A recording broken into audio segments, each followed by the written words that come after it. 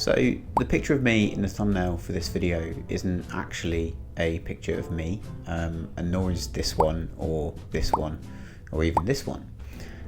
They were all created by the Lenser AI app, which you may have heard of, if nothing else, for the fact that it made like $100,000 million a day for a few days. And the reason I bring that up is because AI in general, both Stable Diffusion style image AI and text style chat GPT AI have been scaring a lot of game developers on Twitter into thinking that their jobs are going to be taken away from them, as well as artists and other creative types. And I'm kind of one of them, because not only am I making a game, but also I write for a living, and already ChatGPT can give me a run for my money when it comes to kind of churning out basic copy, which is a lot of what I do. Anyway, long story short, I guess that fear is a good motivator, because it's made me realise that I haven't made as much progress on my game in the last few months as I would perhaps like to. And if AI is going to take my job and make game development kind of useless, then I should probably get the game released sooner rather than later, because A, it will be a thing that's out, and B, it will be a thing that might make me some money when all the other jobs disappear. So yeah, on that quite scary note, welcome back to the Point and Click Devlog, an ongoing series in which time is probably of the essence. So what's been going on? Well, it's 2023 now. We had Christmas, and I got incredibly poorly. So I spent most of the time between Christmas and New Year's in a sort of sweaty heap under a pile of duvets, being too cold. So yeah, new year, new me, new renewed sense of like vigour, and a new sense of urgency perhaps in terms of making the game. The game itself, I would say it's about halfway done now in terms of being able to play like from start to finish.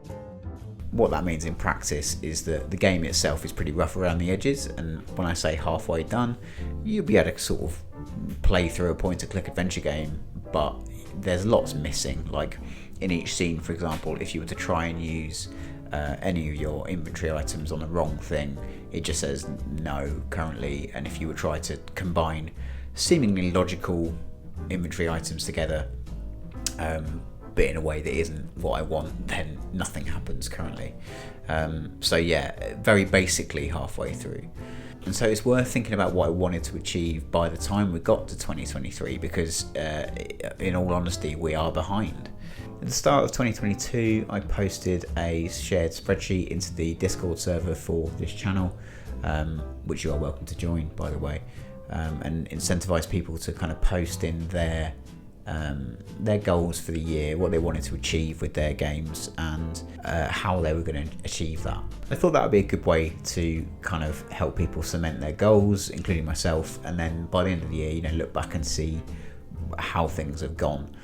In that time, we have had a couple of major successes. There have been some people from the Discord server who have actually released their games in the past 12 months, and mad props to them. I, however, have not achieved what I set out to do.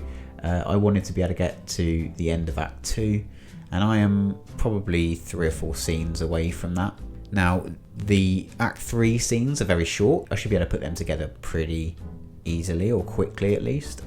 Most of them don't have NPCs, and in fact NPCs are where I've been held up the most so far. I suppose the reason for the delay is that work has been going well, and that's a great problem to have, but yeah, like October, November, December were all kind of bumper months in terms of my sort of burgeoning freelance career, the upshot of which is that game dev has just sort of slipped by the wayside. And there was one point when I opened Unity and it said, this project was last modified kind of 60 days ago or something, which for a guy who ostensibly said he quit his job to make games is pretty poor going. And as much as I've put videos out on this channel sort of talking about how understanding how difficult it is when you hit the wall and what you should do to keep going, that's just sort of in that middle project slump currently, I think, which is a tough place to be, and no bones about it. You know, I think when you are right slap bang in the middle of a creative project, what tends to happen is you discount all the good work you've done so far, and all you can really see is quite how much work is still to go, and then cripplingly you start to get a load of really good ideas for other projects that seem more fun, and seem like things that, you know, you could do quicker or easier or better, and that certainly happened to me. But it's worth sticking this through for sure. It's just, it gets tough when it's such a big project and there's still so much to do. So yeah, didn't quite make the 2022 goals, but that does lead us on to 2023. Happy New Year. I hope you're doing well. It's probably worth talking quickly about the YouTube channel.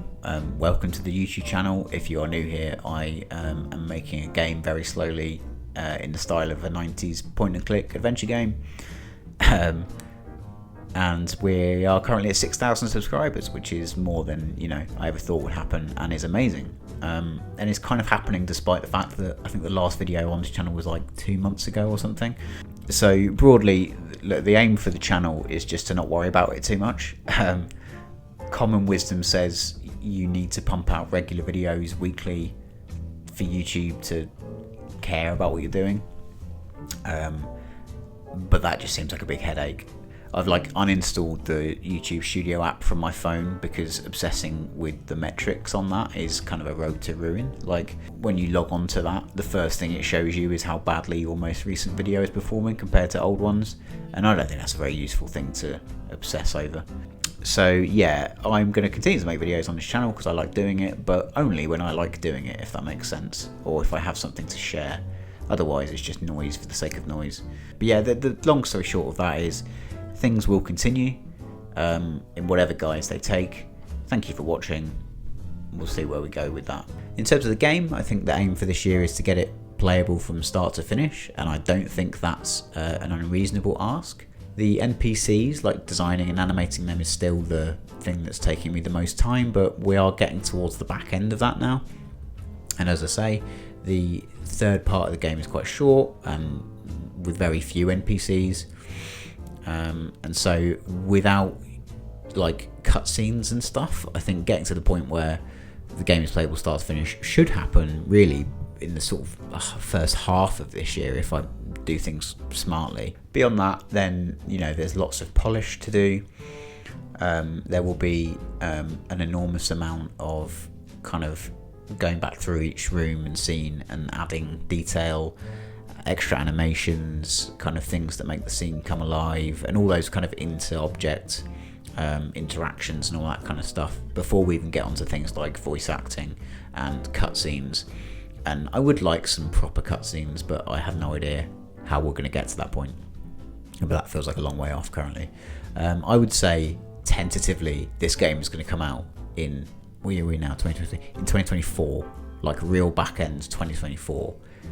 I think that's realistic, but I've said in the past that this game would come out in 2022 or something mad, so who knows. At some point as well I need to make a Steam page and get some wish lists, because everybody says that's the most important thing, and I haven't done that, and I haven't done that because it seems scary and intimidating, and also it seems like a lot of work, because one thing you need when you set up a Steam page is like a lot of art in, you know, different poster sizes and aspect ratios, and I don't have key art in one aspect ratio yet, but that's something I should probably do this year, and so yeah, that will come at some point. I think the main thing I wanted to talk about though in this video is how I'm going to do that, because my methodology for game dev is going to change in 2023. So I mentioned that freelance is going well. The main thing about that though is that it tends to leave me waiting until I have a completely blank week that I can dedicate to game dev, and they're increasingly rare. I think I find it quite hard to do more than one thing in a day, if you like, generally, or historically. I like to block out time and go, right, I'm only doing this today. And with a freelance career that's, you know, going well, that's kind of less and less the case. So I have decided to kick myself up the arse a little bit.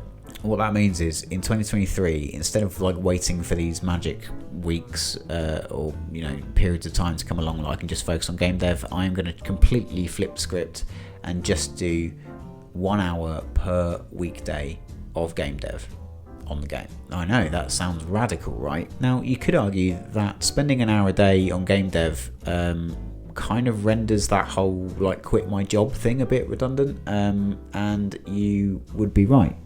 But really, as time's gone on, I think that like period of my life where I was quitting to become a game developer really was more about quitting a job I didn't like and becoming a freelance copywriting guy, which is something that I'm happier with anyway. Moreover though, I think I just need that kind of framework of a schedule where I do my freelance work, which takes me to not the end of a typical working day, and then I can spend an hour just doing some game dev, ticking things off. And so over the course of a month, that basically is a week of game dev. And again, I know this isn't exactly radical thinking, but it is for me in a way, because again, I'm not very good at splitting my day into multiple jobs. But yeah, I figure if I do this and try and commit to 1 hour a day during the working week, then I will make a lot more progress on my game than I have in the last 2 months, let's put it that way. So yeah, that's where we're at really. Making a game very slowly, making a YouTube channel even more slowlier, and yeah, just plodding along. Games take a really long time to make and they're really hard work, and so I think it's fair to adjust your expectations and adjust your ways of working every now and again as needed. And really, I need to shake things up, otherwise this game isn't going to get made. So thanks very much for watching. Here's another video.